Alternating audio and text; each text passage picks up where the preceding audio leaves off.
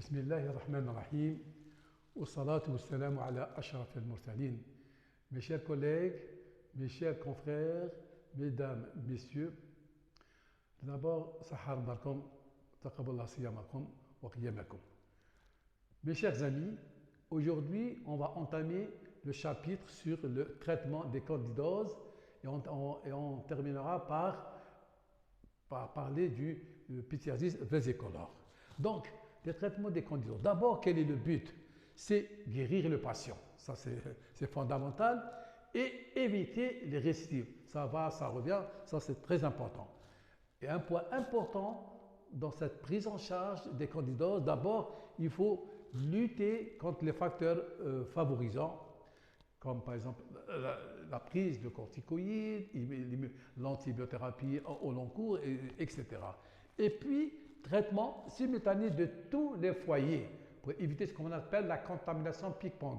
Si supposons qu'il a plusieurs foyers qui sont atteints, si on traite un, ça va contaminer l'autre, ce qu'on appelle contamination pic-pong. Donc, d'abord, les candidoses oropharyngées, c'est le traitement local en suspension, par exemple, de la nystatine, qu'on a commercialisé par exemple sous Fungizone, un gel buccal, le miconazole, le Dactarin. Et il faut donc plusieurs fois par jour garder quelques minutes dans la bouche avant d'être dégluti. Donc c'est très important l'éducation du patient et de la patiente. Et durer totalement environ 10 à 15 jours dans les formes aiguës. Et puis la perlèche. Vous savez que la perlèche c'est une atteinte des commissures labiales et on doit traiter sur les versants muqueux et cutanéo-muqueux simultanément, c'est-à-dire en même temps. Et puis, des mesures d'hygiène alimentaire sont recommandées, c'est-à-dire d'abord l'arrêt de sucreries. Faites attention, surtout cette période de Sidna Ramadan, l'excès de sucreries, bien sûr, des aliments acides, évidemment, et le tabac. Donc, les candidoses génitales aussi, on privilégie le plus souvent, on donne un traitement local. Par exemple, quand il y a une vaginite simple, par exemple, il y a le Génoflurvaril, ce médicament, une ovule, par exemple, dosée pendant 3 jours. Ou il y a un tableau, par exemple, de Vilvite. Donc, 3 lettres avec un savon alcalin associé à un traitement antifungique local. Donc, la balanite, chez l'homme, bien sûr, 3 lettres avec un savon alcalin, par exemple, associé à 2 applications quotidiennes d'une crème antifongique. Donc, rechercher et traiter une éventuelle candidose chez le partenaire. Parce que, comme la dernière fois, ça peut entrer dans le cadre des maladies sexuellement transmissibles, l'amrad tanokuliya, l'amrad zuhriya. Donc, aussi, les candidoses des plis, traitement local, par exemple, le kétoderme, c'est le ketoconazole, le mycostercrème à raison de 2 fois par jour pendant 3 semaines. Si les lésions sont importantes, étendues ou un déficit immunitaire, à ce moment, on a recours à un traitement par voie générale, par exemple le fluconazole. Il y a beaucoup de médicaments, mais je vous cite un exemple. L'atteinte inguéale, et ça, c'est un motif de consultation donc qui nécessite vraiment une collaboration entre le patient et le médecin. Donc, par exemple, un traitement local seul peut être tenté, surtout quand il y a un périonyxis, c'est-à-dire une inflammation au poteau de l'angle. Il y a beaucoup de médicaments, le kétoderme, le mycostercrème, etc. Mais quand il y a l'atteinte inguéale, des ongles, là, par exemple, il y a des solutions filmogènes comme l'océryl, où il y a le mycoster dans le marché, solution de filmogène. Application, par exemple, pour l'océryl, c'est 2 fois par semaine, alors que le mycoster, surtout le mycoster, à 8%, une application par jour au niveau des ongles. Et puis, des fois, on associe le traitement par voie générale. Maintenant, par exemple, le fluconazole, 150 mg par semaine, où il y a actuellement l'itraconazole, à des raisons de 2 à 100 mg par jour, etc., ou la terbinafine. Donc, ça, c'est très important. Alors, ce que j'ai dit, dans les candidoses, donc, ces candidoses, quand c'est très important, si le malade n'est pas connu, ça peut révéler le diabète, ou bien se traduit par un déséquilibre du diabète. Si le diabète est connu, ça veut dire que le patient ne suit pas correctement son traitement antidiabétique. Donc c'est très important. Donc il faut en même temps traiter avec les antifongiques, c'est bien, mais le régime c'est important, équilibrer le diabète c'est aussi important.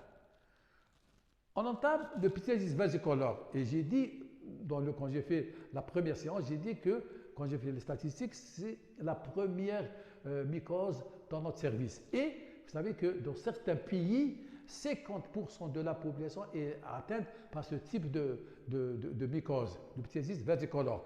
Évidemment, en consultation classique, surtout les mamans ou les vieilles qui disent non, j'ai des taches ça du foie, etc. Alors ça n'a rien à voir. Regardez dans ce type de photo, regardez l'aspect de pigmentation, regardez l'aspect tache de chamois, c'est très important. Et quand on gratte, on a, si vous voulez, on a des squames, ce qu'on appelle les signes du copeau. Regardez l'aspect, vous ne pouvez pas vous tromper. Vous grattez avec un abasse-langue, ça dégage le squame et vous signez le diagnostic.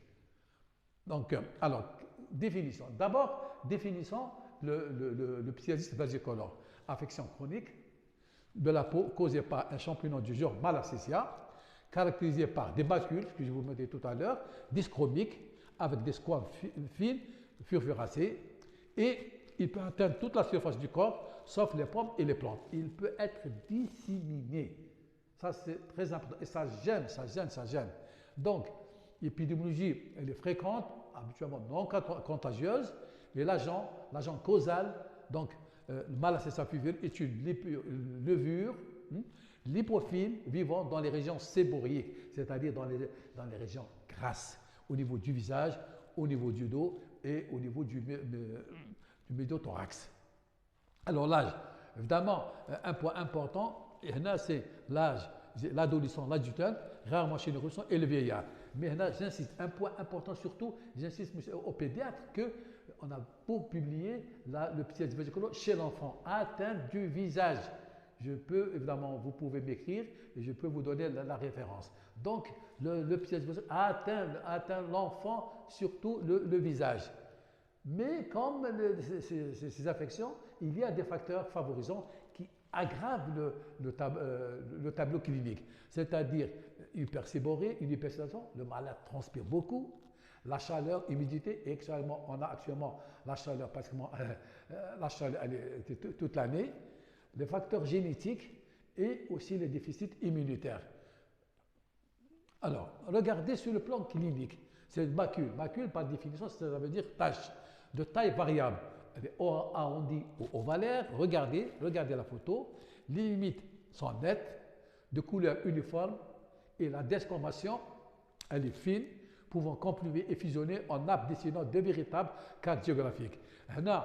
Si on gratte, ce qu'on appelle le signe du copeau, si on gratte avec un abaisse-langue, on va décacher les squames et ça, c'est signe un petit peu le diagnostic. Donc, voilà l'aspect. Donc, mais le problème si vous voulez, du ptyalsis versicolore, c'est qu'il y a des formes acromiantes, l'aspect tache blanchâtre, très visible après bronzage, surtout les gens partent à la mer. Et puis, il y a des formes pigmentées, chamois à brun foncé, voire noir. Les deux formes, c'est très, très, très important. Donc, le siège, comme je disais tout à l'heure, les régions séboriques, les régions grasses, c'est au niveau du tronc, face antérieure-postérieure, la racine des membres supérieurs, le visage et le cou. Et on exercice sur le visage chez l'enfant. Mes chers collègues, messieurs et mesdames les pédiatres, atteinte du visage, rarement abdomen, racine des cuisses et le cuir chevelu. Vous regardez cet aspect, regardez les taches acromiques, voilà, c'est une dissémination de ce processus infectieux. Donc, mais si on est scientifique, si vous voulez, si on fait la lumière de l'oude, on met la lumière de l'oude et on a une fluorescence vert jaunâtre qui permettra de faire le diagnostic. Mais encore une fois, si on veut être vraiment méthodique, scientifique, académique, j'allais dire, un examen mycologique.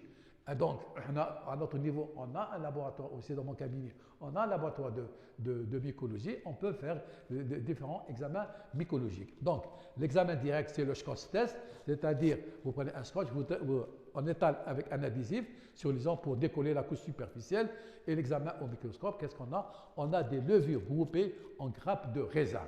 La grappe de le scotch, on met au niveau de l'abdomen et on retire, on examine au microscope et on trouve l'aspect en grappe de raisin. Et le plus souvent, on ne fait pas la culture, elle n'est pas nécessaire. Si on fait la culture, elle peut donner bien sûr des colonies jaunes crémeuses en 4 à 6 jours. Mais en pratique, on ne le fait pas. Regardez cet aspect, la culture sur milieu de saboro après 4 à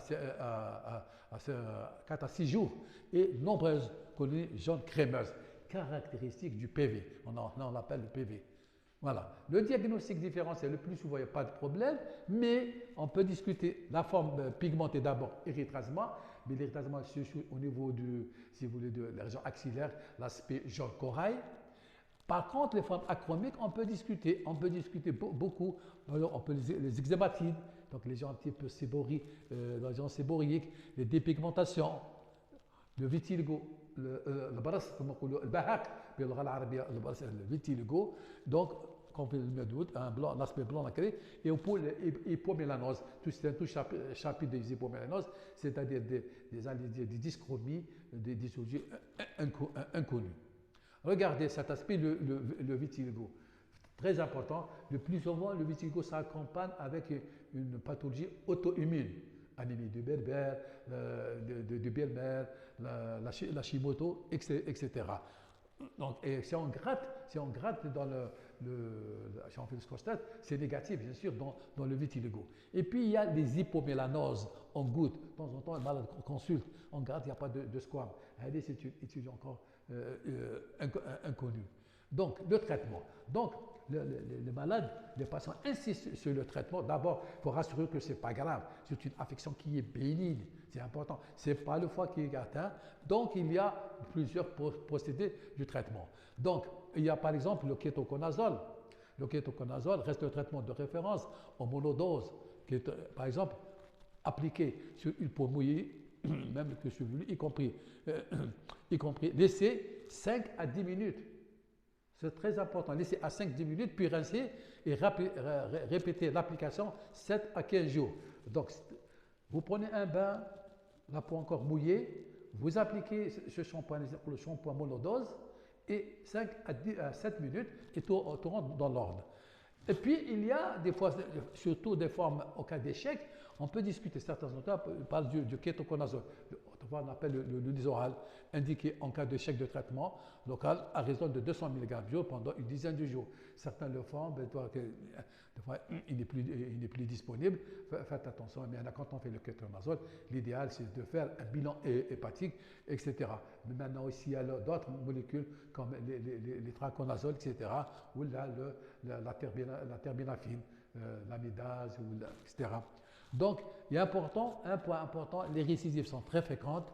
Certains proposent un traitement avant les vacances, mais à mon avis, il faut surtout expliquer les mesures d'hygiène. Éviter bien sûr la macération, la sudation. Il faut bien expliquer le traitement. Il faut bien sûr, bouillir les vêtements. Quand on fait le traitement, donc il faut changer des vêtements du corps. Ça, c'est un point important. Et éviter les vêtements à type dans la composition. Il y a par exemple de l'acrylique. Ça favorise la macération, ça favorise la sudation. Bien, donc, pour me résumer, le ptyosiforme corps est l'affection la plus fréquente. Il y a des formes hyperpigmentées jaune chamois avec des lésions achromiques. Le diagnostic, c'est facile. On peut faire le test Scotch test avec un adhésif et on fait l'examen en microscope et on a le diagnostic. C'est rarement qu'on fait la culture, l'examen direct suffit. Concernant les candidoses, rappelez-vous, il faut d'abord s'assurer que le sujet ne prend pas d'antibiotiques de façon continue, s'il n'est pas immunodéprimé, s'il ne prend pas la corticothérapie, etc. Donc un traitement des candidoses, un traitement local suffit.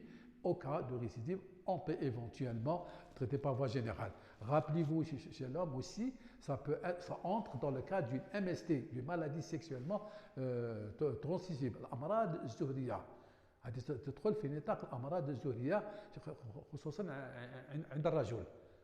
Donc, هذا هو le problème.